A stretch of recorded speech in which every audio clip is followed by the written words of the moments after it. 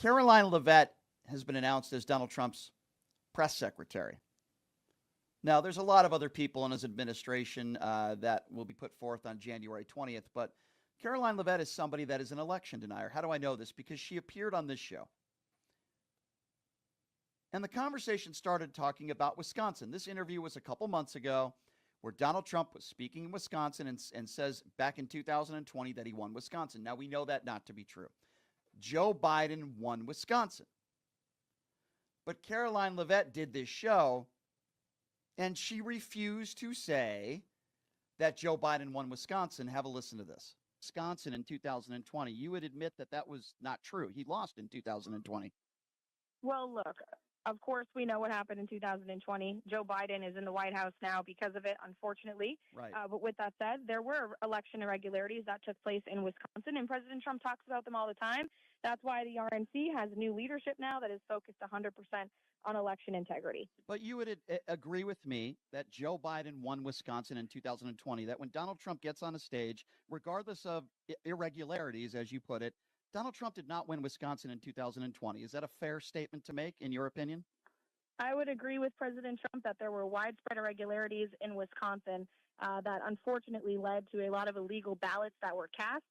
But of course, we know what happened in 2020. The American people know that. Election integrity is at the top of the minds for voters across this great country, and President Trump has the right to talk about it, and he has the right to do that in any way he sees fit. Absolutely. And people like you and the media may have an issue with it, but I know the American public do not, and that's why President Trump is actually winning in the polls in Wisconsin right now, and every other battleground state as well. So she talks about widespread irregularities. By the way, that's not what Donald Trump said. He said that he won in Wisconsin, and notice how she wouldn't answer the question. But he has a right to talk about it. He has a right to lie about it. But then when he wins an election, everything's free and fair. These people are so full of crap, it's unbelievable. Ladies and gentlemen, this is your next press secretary she knows that Donald Trump lost.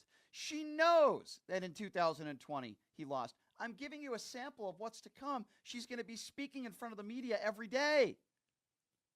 And then in this interview, the widespread voter fraud claim that she makes back in 2020. Hear this. Do you believe that the Democrats rigged the 2020 election? Because that's what Donald Trump said yesterday in Milwaukee. You're the national press secretary, so I want to hear this from you. Do you still believe that Democrats rigged the 2020 election? Absolutely. And I think there are people millions of voters across this country who believe that. And it was rigged in multiple ways. First of all, we had a circumvention of state laws in state legislatures across this great country that were unconstitutional with the excuse of the COVID-19 pandemic.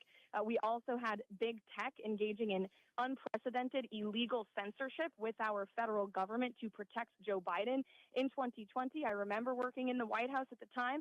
The Hunter Biden laptop was revealed days before the election, and 51 intelligence agents from our intelligence community wrongfully lied, signing on to a letter saying that laptop wasn't real. It was Russian disinformation. They knew that to be demonstrably false. We know that now because the laptop was just used in the Hunter Biden trial as a main piece of evidence. So yes, there was censorship. There was a circumvention of our country's laws, or our election laws in states across this great country. We now know for a fact there were widespread irregularities and fraud. There you go.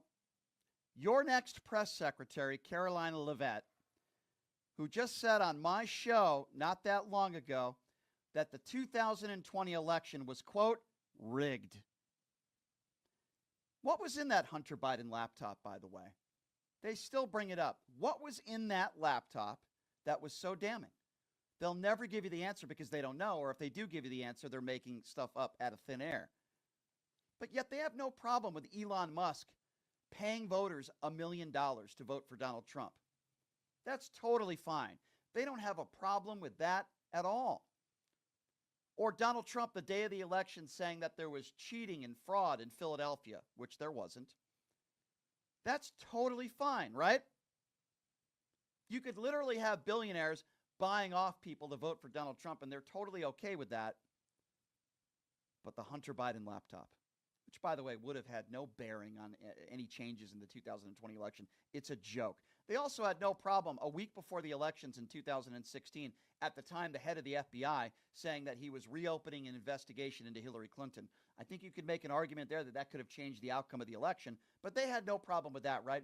And then all of a sudden, when Donald Trump wins in 2016, everything's great. Everything's fair. I haven't heard anything about election integrity. Then he loses in 2020. The Democrats cheated, or as Karoline Leavitt said, the Democrats rigged the 2020 election.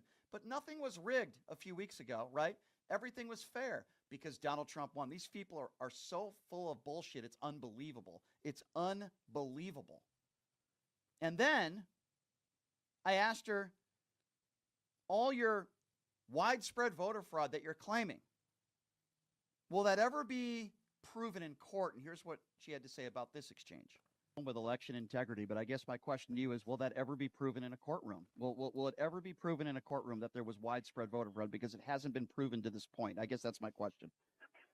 Unfortunately, we have a lot of corrupt judges in this country that threw out cases, but I beg on the side of the American public, and there were thousands of Americans who signed sworn affidavits testifying to what they saw on Election Day in 2020. Mm-hmm. They testified to illegal ballot harvesting, illegal ballot stuffing.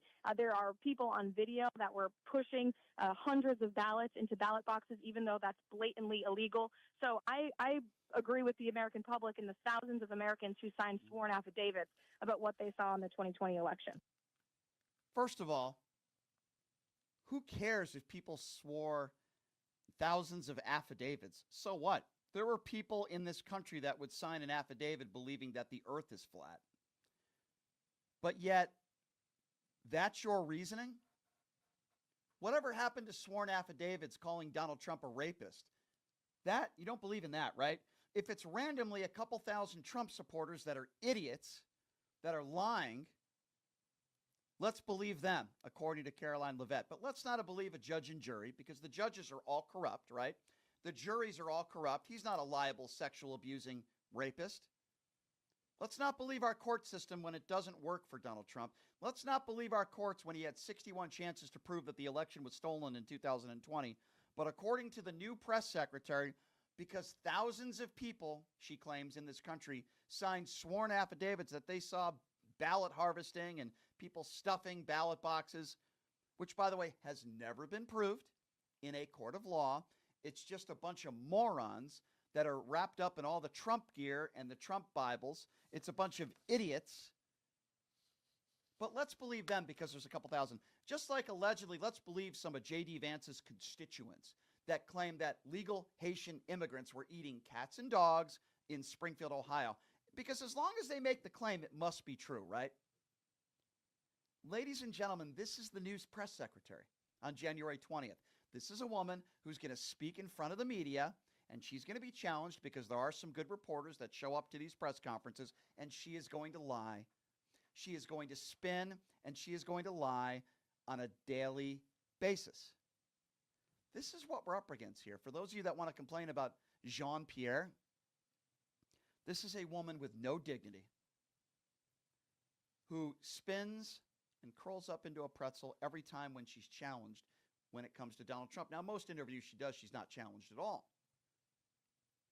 She'll appear on Newsmax and OAN and the late night Fox News shows. And then when she's challenged on CNN, she decides to attack Jake Tapper and the right, saying, wow, she's a fighter. She's a champion. Why? Because she doesn't answer questions directly. She didn't answer one of my questions directly, except for admitting that she believed that the 2020 election was rigged. That's it. This is your new press secretary. And listen, I've been talking about Matt Gaetz. I've been talking about Robert F. Kennedy Jr. I've been talking about Russian spy Tulsi Gabbard. The list goes on with the people that are not qualified for the job. But I'm just going to sit back,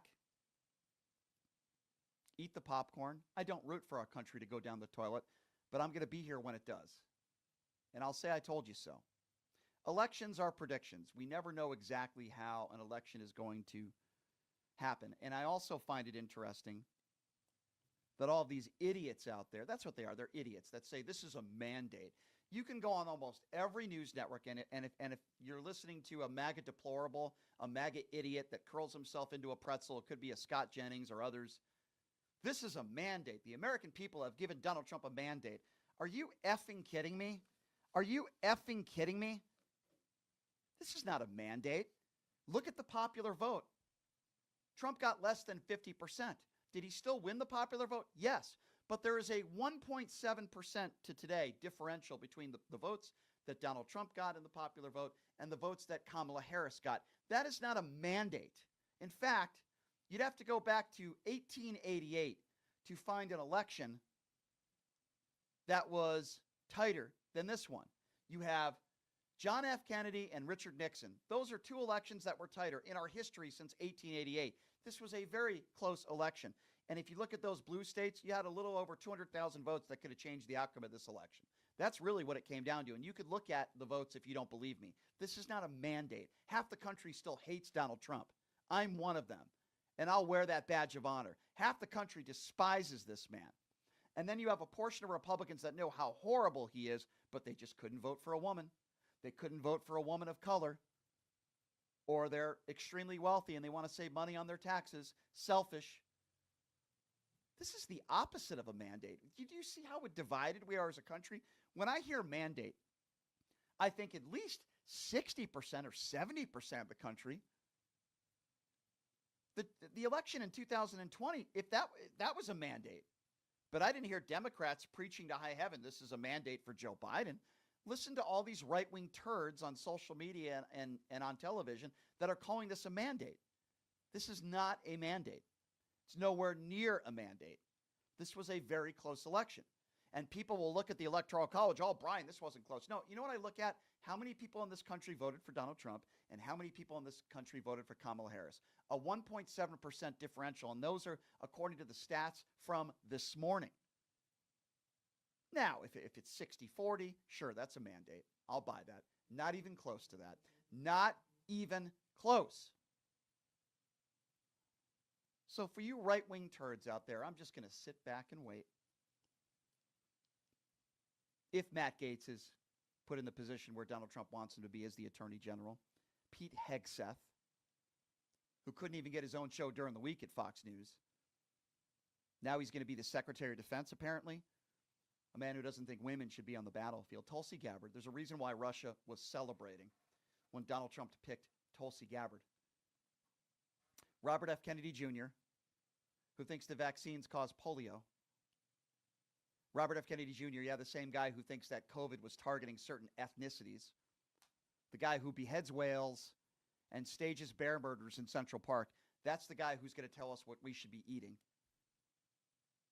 What a bunch of wonderful people. And Matt Gaetz, of course, who allegedly had sex with an underage girl and was showing pictures of naked women that he had sex with on the House floor. That's not my opinion. Those aren't Democrats that are saying that. Those are Republicans that are saying that. And I guarantee you some of those Republicans like Mullen with absolutely no backbone will still vote for Matt Gaetz because they're in fear that if they don't vote in Matt Gaetz, Donald Trump will go after them and their careers will be over because all they care about is themselves. They don't care about the American people. These are not lawmakers. These are noisemakers. We haven't even started yet with Donald Trump's second presidency.